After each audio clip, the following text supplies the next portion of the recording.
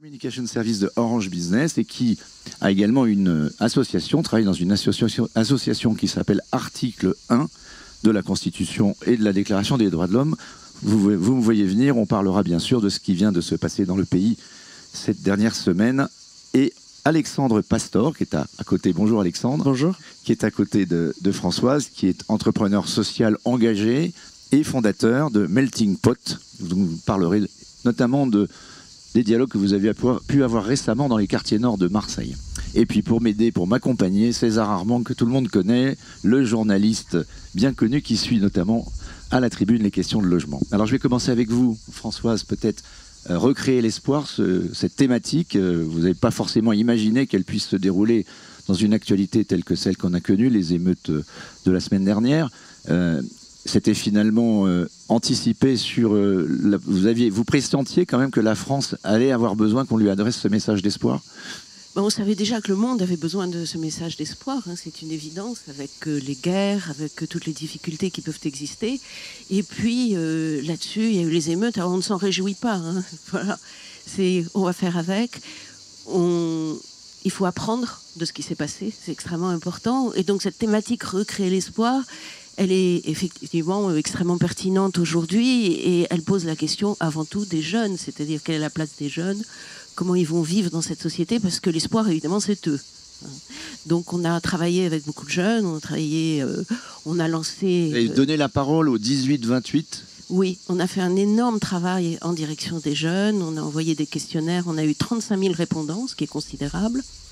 On a eu 1,5 million de jeunes qui ont vu notre questionnaire en ligne et qui s'y sont intéressés. Et à partir de là, on a travaillé sur tout ce qui peut les préoccuper, que ce soit en termes justement d'espoir, c'est-à-dire que ce soit le logement, l'emploi, la vie personnelle, les relations sociales, les amis, etc. Et c'était extrêmement intéressant.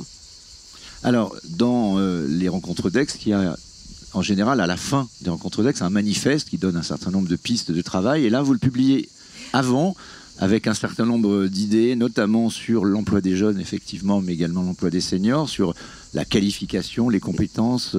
Qu'est-ce que vous espérez de ce manifeste ? Eh bien, ce qu'on a voulu faire, c'est mettre quelques points focaux qui nous semblaient absolument essentiels, justement pour recréer l'espoir, pour refonder notre pacte social.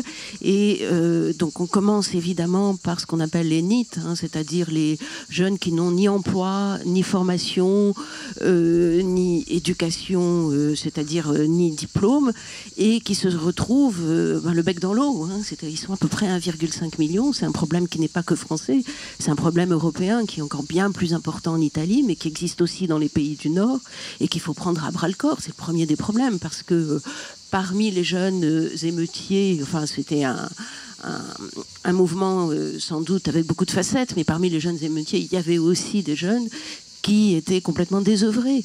Et donc il faut évidemment poser cette question. Donc premier engagement, ce manifeste, c'est une manière de dire il faut s'engager dans cette direction. C'est-à-dire, par exemple, on a 125 partenaires ici. Quand vous dites s'engager, vous dites c'est les entreprises doivent s'engager. Il y a beaucoup d'entreprises qui sont partenaires des rencontres. Voilà, alors ce sont les partenaires, ce sont aussi des individus, là, comme d'ailleurs les jeunes qui sont ici et qui s'engagent aussi dans leurs associations. Ce sont des économistes qui travaillent sur la question, etc. Et les partenaires doivent faire quelque chose. Alors on ne peut pas avoir une seule action parce qu'on a des partenaires très différents. On a des très grosses entreprises, on a de beaucoup plus petites, mais tous ont été vraiment très intéressés et enthousiastes à l'idée de dire bah oui, on va travailler là-dessus et on va essayer vraiment de participer à cette reconstruction d'une France un peu plus apaisée et sereine. Alors peut-être je te passe la parole tout de suite. Alexandre Pastor, peut-être juste sur l'expérience que vous avez eue suite à ces émeutes. Vous êtes allé dialoguer dans les quartiers, discuter avec les jeunes. Qu'est-ce que vous avez retiré du bilan depuis une semaine? Il y a une accalmie, mais tout le monde se demande si ça pourrait pas repartir sous les braises. En fait, donc j'ai eu la chance de pouvoir animer un débat dans les quartiers nord à Marseille, dans la mairie du 15-16, à l'initiative de la mairie. Et en fait, on se rend compte que les jeunes vivent bien dans leur quartier, bien qu'il manque beaucoup de choses, des infrastructures sportives, éducatives. Et je pense que le retour au calme et l'avancée, la continuité vers une bonne progression de ces jeunes-là et de ces familles, c'est un retour du service public, un retour de la dignité humaine, parce que c'est des logements insalubres, c'est des écoles où il fait chaud l'été, il fait froid l'hiver, c'est des gymnases où le ballon il rebondit pas, où il pleut à l'intérieur, c'est voilà. Et aujourd'hui, l'ANRU fait son travail, ça continue à se faire, et il y a beaucoup de rénovation urbaine qui est en train de se faire. Il y a toutes les forces politiques qui essayent de mettre tout en œuvre pour pouvoir répondre à des problématiques qui sont là depuis des années et des années. Il y a Marseille en grand aussi, où on met beaucoup d'argent. Macron est venu, il y a une semaine, Macron est venu, Marseille avait l'air apaisé, mais c'était pas si apaisé que ça. Non, alors c'est toujours effet caméra, on va dire, mais on a beaucoup apprécié aussi l'oreille qui est tendue, la lumière qui est mise aussi sur ces quartiers et sur Marseille. Ça permet d'être entendu, de légitimer, crédibiliser aussi le travail des associations, les voix aussi de ces jeunes, parce que Marseille c'est l'une des plus vieilles villes, mais des plus jeunes villes en termes d'habitants et d'âge, et on se rend compte que la jeunesse a beaucoup de ressources, a beaucoup d'idées, et les jeunes s'engagent dans la transmission. Là, pendant ce débat-là, il y a des jeunes un peu qui ont entre 30 et 40 ans qui se disent ok, comment moi je peux aider, comment je peux revenir dans mon quartier pour pouvoir faire mieux et pour améliorer la qualité de vie autant des familles que des plus petits, pour leur donner des horizons meilleurs. Alors Amélie, votre association Article 1, on voit bien par sa simple dénomination, le sujet c'est l'égalité des chances. Est-ce que c'est finalement un des problèmes français, celui qu'on n'a pas voulu suffisamment voir, suffisamment traiter, le problème des discriminations aussi, qu'est-ce qui explique selon vous, au travers de ce que vous voyez, les tensions qu'on vient de connaître? Donc moi, je fais partie de l'association Article 1 où j'ai été bénévole. J'ai moi-même été mentorée dans un système de mentorat pendant mes années d'études, et aujourd'hui dans un collectif qui s'appelle Différentes Leaders d'Article 1, qui justement œuvre pour interpeller les décideurs politiques, privés, les entreprises sur ces questions d'égalité des chances, et essayer justement de recréer davantage d'égalité pour les jeunes. Et ce qu'on voit, c'est quand même une colère qui est là et qui est sous-jacente, notamment le prisme des différentes leaders. Ce sont des jeunes qui font des études supérieures, donc on n'est pas sur des jeunes décrocheurs. Malgré tout, on voit qu'il y a des parcours d'initiés, un plafond de verre, des difficultés à aller vers des filières très sélectives. Donc il y a ces injustices qui sont structurelles parfois, des discriminations qui se créent aussi. Pour la plupart d'entre nous, on a soit vécu et grandi en banlieue, en région parisienne ou dans des milieux ruraux. Il y a une difficulté aussi à comprendre que les discriminations, on les vit de façon structurelle et tous les jours. C'est-à-dire quand on se fait davantage contrôler par la police ou qu'on a moins d'accès, comme disait Alexandre, aux infrastructures, ça crée un sentiment de colère qui est nourri. Et effectivement, les politiques publiques ont peut-être pas pris la mesure de l'importance de l'égalité des chances, même si c'est un sujet qui est à l'ordre du jour depuis les années 80, qui est très médiatisé, qui est les banlieues, etc. Mais factuellement, ce qui s'est fait est peut-être pas la seule réponse qu'on a donnée, c'était une réponse avec de l'argent, beaucoup d'argent. Peut-être je posais la question à César, parce qu'il suit l'ANRU, il suit ces questions-là, et puis peut-être pour commenter, et puis interroger également sur ce sujet-là, sur la problématique du logement. Je t'en prie. Oui, il y a 5 ans, quasiment jour pour jour, on a eu l'enterrement en première classe du rapport Borloo, suivi quelques temps après du CAC 40 qui s'est engagé à l'Élysée à faire venir les jeunes des quartiers ruraux dans les entreprises en stage de 3e ou même en stage tout court en apprentissage. Mais ce qu'il ne faudrait pas faire, ces rencontres, c'est dans les quartiers, pour dire, regardez, c'est aussi à votre portée, plutôt que sous les dorures parisiennes. Françoise Benamou. Les dorures aixoises. Non, oui, c'est un vrai sujet. Moi, je pense qu'il faudrait peut-être pas organiser des rencontres dans les quartiers, mais organiser peut-être une matinée dans les quartiers, vous avez raison, pour travailler de plus près avec les gens qui sont là.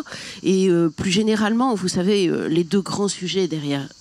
Pour parler concret, pour aller vers l'espoir, justement, les deux grands sujets, c'est quoi? C'est l'école et c'est les discriminations spatiales, et notamment le logement, dont vous êtes spécialiste et vous connaissez tous très bien la question.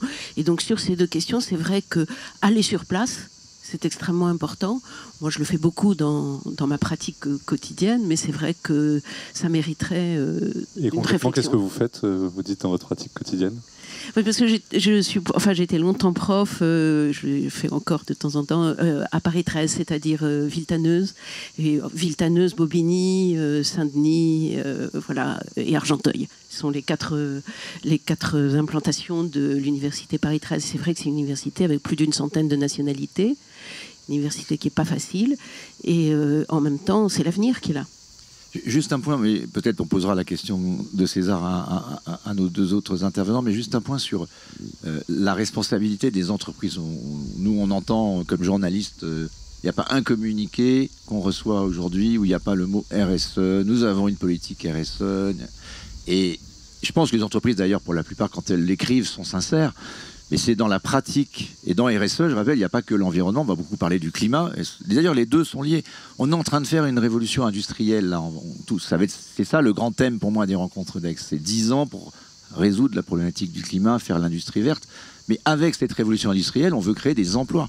On nous parle de plein emploi. Est-ce qu'on pourrait raccrocher, y compris avec les entreprises, la réalité de la RSE, c'est-à-dire inclure notamment cette jeunesse dans cette nouvelle révolution décarbonée? Qu'est-ce que vous en pensez?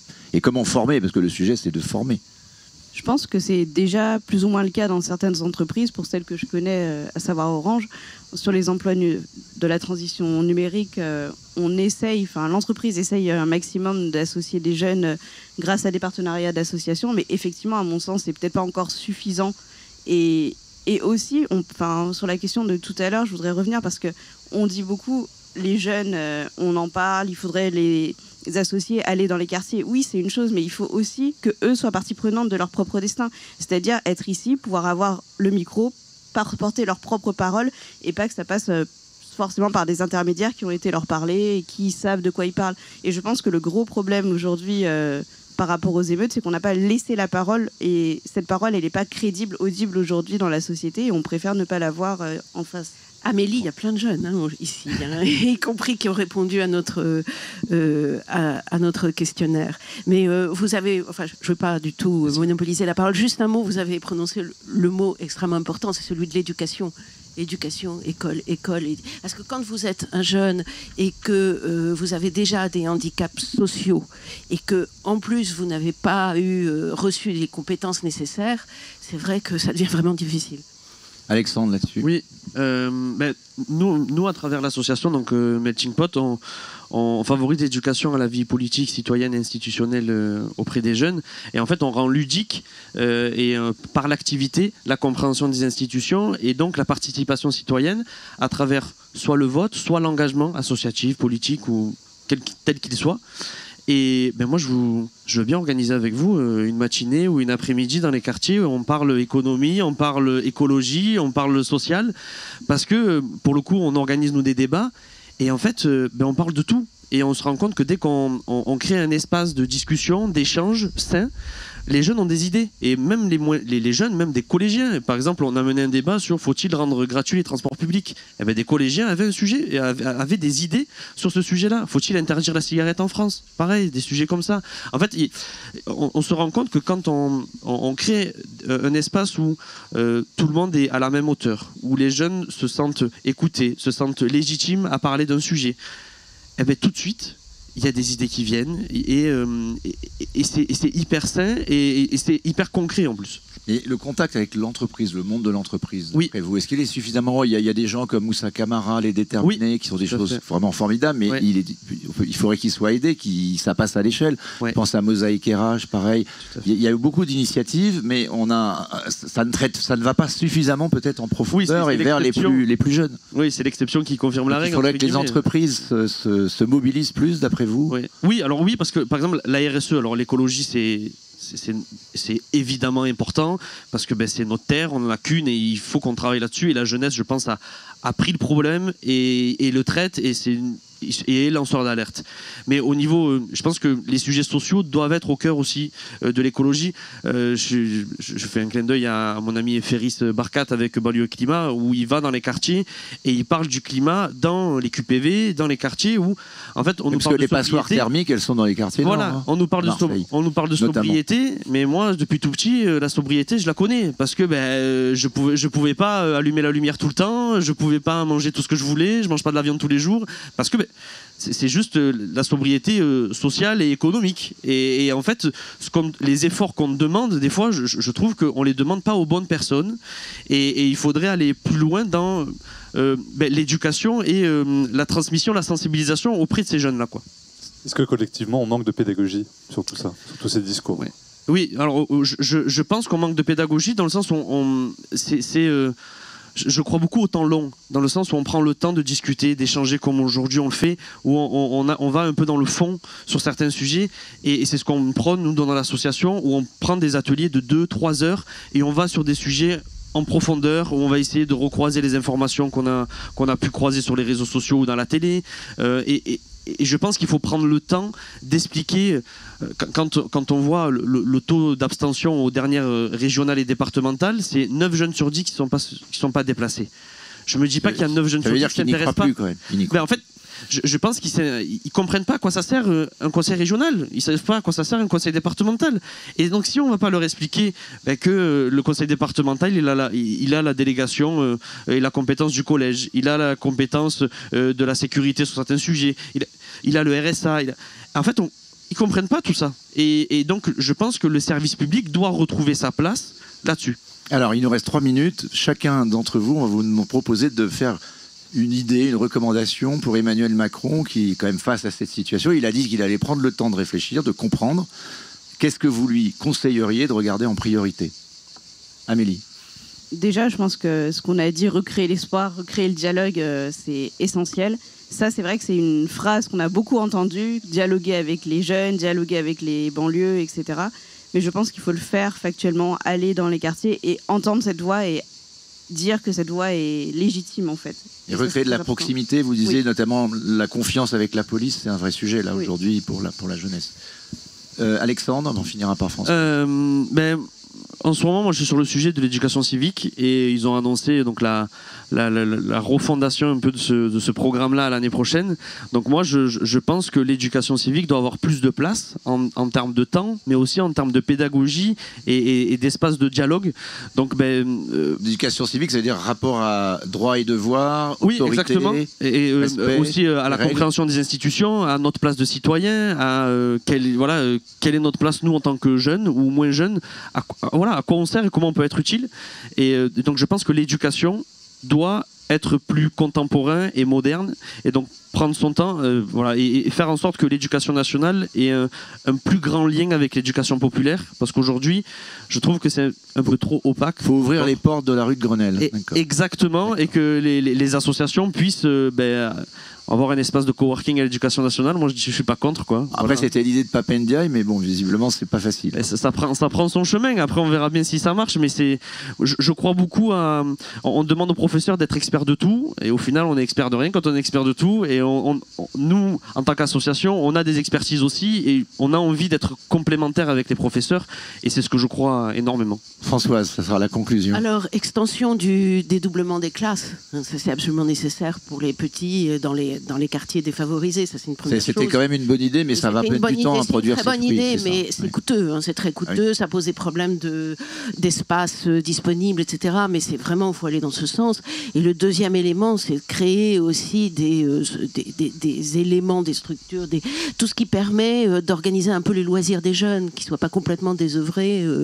Et ça, c'est absolument essentiel. Alors, en même temps, c'est vrai qu'il y a des lieux publics qui ont été détruits au moment des émeutes, mais il faut absolument qu'il y ait des lieux où se rencontrer, ce qu'on appelle les tiers-lieux, etc. Pour faire du sport, c'est fondamental, sinon c'est le désœuvrement. Bon, ça sera le mot de conclusion de cette première table ronde, reconstruire l'espoir. Merci. Merci à vous. Merci beaucoup. Merci.